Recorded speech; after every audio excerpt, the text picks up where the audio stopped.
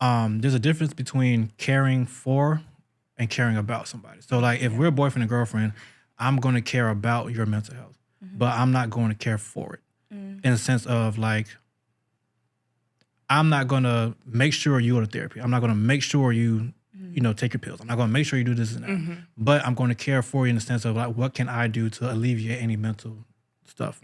As a husband and a wife, that's when the caring about for comes into play, where now you're my other half. So I have to make sure in order for us to work that you are doing the stuff that you need to do. Going back to some of those comments, they were saying that should never get married. Like I can't imagine you being married or whatever. There are certain traits that you find in a significant other, whether a boyfriend or girlfriend, that makes you want to marry them. But do you not feel as though you can have empathy for somebody even if you haven't been through this situation? You can, but that's also to So you didn't feel like that statement can kind of feel like not empathetic? It could be because if you're in the boyfriend-girlfriend phase, aren't you supposed to be building something and moving forward? And you're supposed to be learning the person and seeing if this is something that I want to do for the rest of my life, right? So if I have a significant other that I'm dating and I see that they battle through depression every now and then, you would want to help them?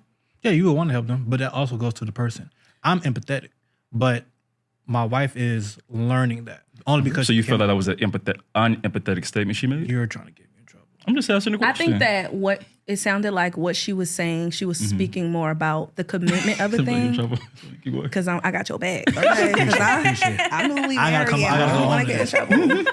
But it sounded like she was speaking about the commitment to a man who isn't your husband rather than the situation.